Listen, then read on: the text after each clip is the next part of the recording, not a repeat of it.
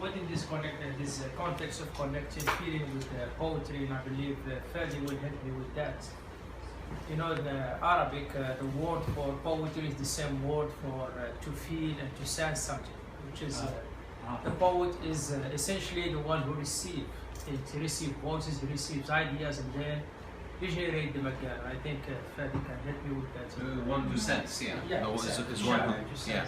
A sensor is a, you know, a feeler or a sensor, yeah. Right. And journaling is great for that because I record so many things that I hear and see. I'm a high school teacher, and I have a journal constantly. I write things down. I don't always turn them into poems. I have. And I have a lot, even listening to NPR, you can get. Sure. Just interesting side stories to start you out, and I will hear things and I will record the things that I hear and leave them in the journal, and then later other things happen, and several different things happen, and then it goes into a poem, which is voiced by a little simple one. But I want to record it. I want to record everything that I hear and see.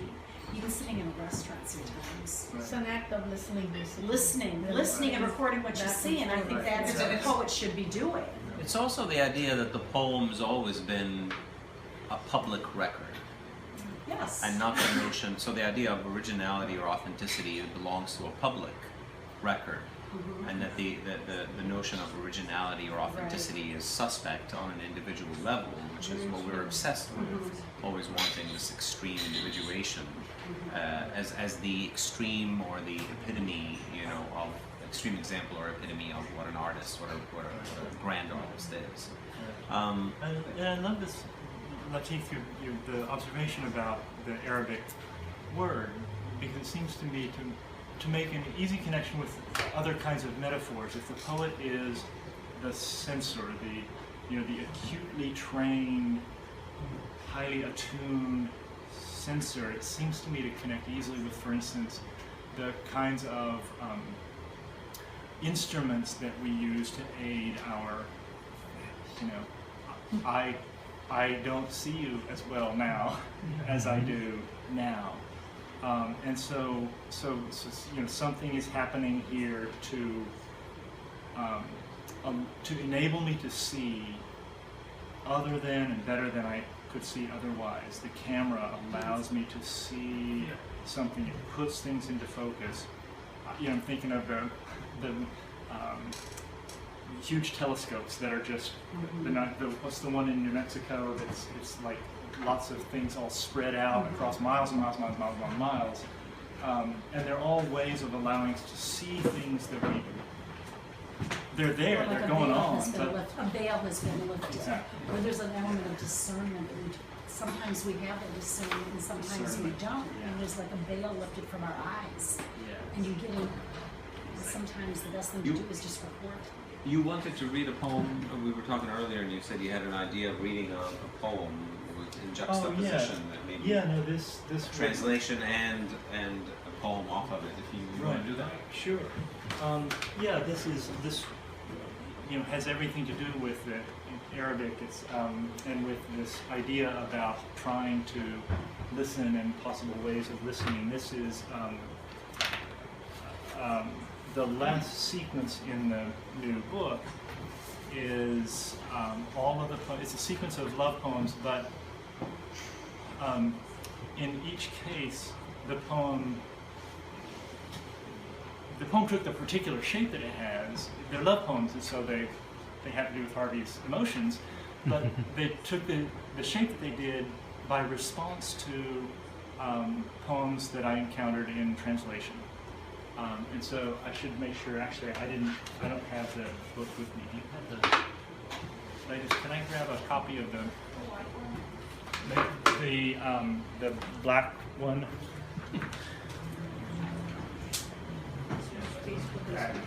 Fady, I'd like to ask back to that word tranquility. Have you ever had like a spurt where maybe you get into a rage or fall passionately in love with somebody or something and just sit down and write it out? Or yeah, no, I think actually I just to allow him some time, but I'll say in brief that the sequence Pulse in my first book was actually a response to the hegemony of Wordsworth notion spreading, which is this notion of everything in tranquility. Because I wrote most of the 15 sections while I was a physician with Doctors Without Borders in the field, participating in the seeing service the of actual this. horrors of things. And so I wrote these things there, and I just kept them in a journal, and then just Wow. So Which book is that? The Earth in the Attic. So Okay. so the sequence was titled Pulse but of course you don't announce these things, but it's been enough years that I can say that now, but that it was actually my own private response to that notion of because it is very true. It has really been an inculcated statement about the idea that we sort of this problem at the beginning of the necessary relationship between poetry and philosophy, which can only happen in tranquility. But there's also a relationship with thought, and it's deep actual thought human feeling. that doesn't have to happen in tranquility. It's always boiling inside you, and when it comes, accumulating. And so I'm not so sure that it's recollected in tranquility. I mean, Wordsworth was a pretty privileged guy. Right. So That's one of the elites like him. not that I'm not. But the question that you were posing earlier about the relation between public and private, if poetry is only emotion, recollection, and tranquility, then it's exclusively private. It doesn't have any public place Or much less so. Yeah. Because it doesn't come from a dialogue, see. To me, it's like in this media, whether it's text you or you write the God bless, they come from the dialogue you have in your tranquility with what's externally happening. Right. And that word dialogue seems to me to be very important. Poetry can be, we claim that dialogue is important to democracy, but our public models of dialogue are not always ideal. Chasing radical professors out of the colleges and Right. Even presidential debates are, okay, this is a form of dialogue, but one-sided. How deep are we going here? How much possibility of agreement? How much changing of one another is really occurring? So if poetry can model a healthier, more human. more human form of dialogue, then it's profoundly important as a civic fact. What I'm thinking of is maybe something that we talked about earlier, how we have this kind of the nature of what we're surrounded with and how these things permeate us. This, George Bush's words, we get these sound bites and all these things are infiltrating us.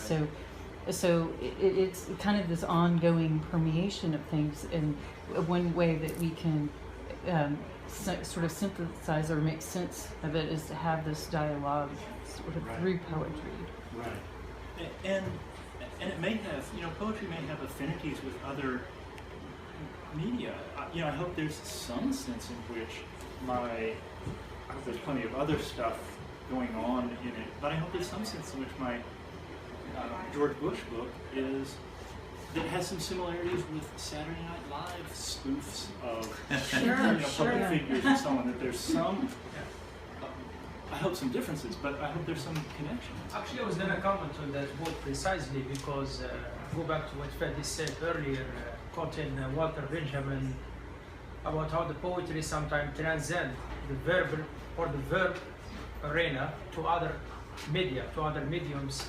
Right. I mean, in your book of poetry about Bush, I can see not only Nicanor Parra from Chile that writes poetry, just whatever he hears, whatever he sees, but I can see also the movie of Pier Paolo Pasolini, Salò. It's like documentation of fascism, as Fady said in that book of poems. Same thing with Fady's book, Textu. There is always that dimension of visibility there. I mean, when I read the book, I don't only read poems, I read poems, but in my mind there is a cellar phone in front of me, I'm reading through that. So right. it is always this. No, I mean, it's the the form of the book is already a profound form of public engagement. I mean, think about what a transformation in, I won't guess your age, but in my lifetime, it's a huge transformation from a phone was something that was wired into the wall, and that you pick up one part of it and you push buttons on the other part, and you have about a 3-foot radius that you can walk. That's what a phone meant.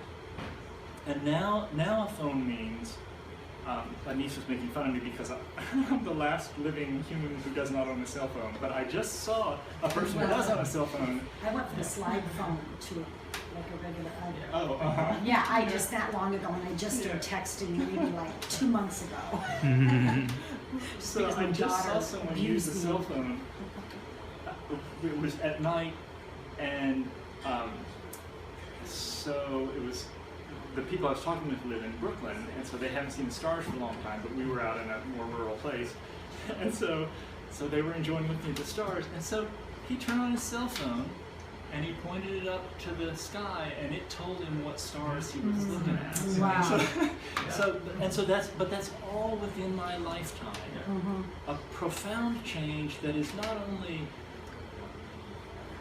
a transformation of access, it's a change in, again, in who we are and how we understand one another.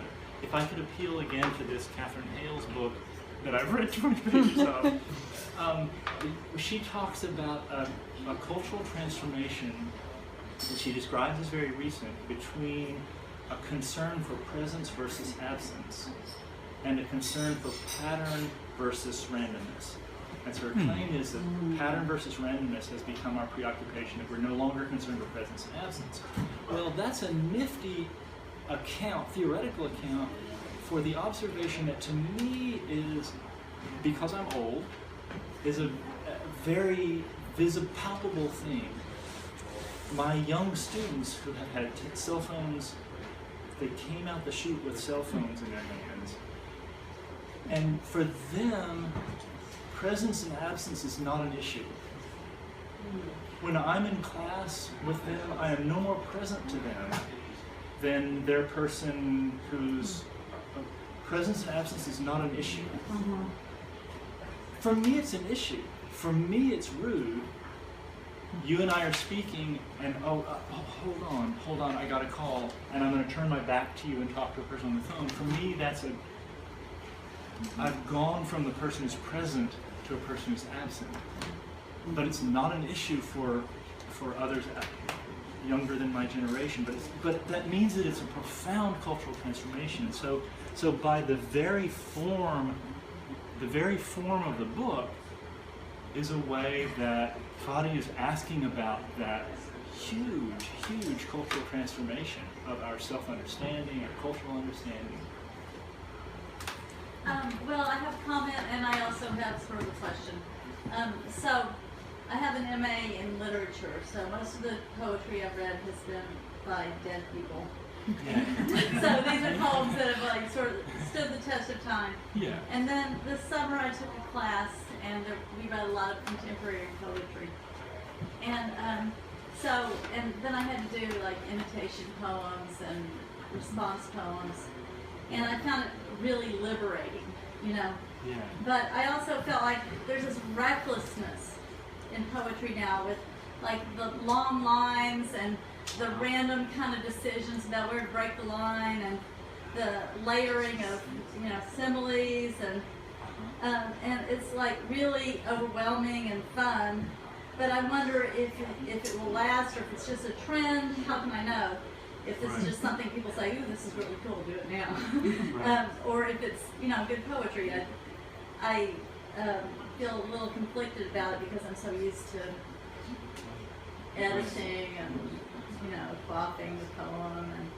And I just wonder how you feel about the changes in poetry, contemporary poetry, and like what their place is in the spectrum of Right. poetry over time. Yeah, at least one aspect of it to me is very exciting in the sense that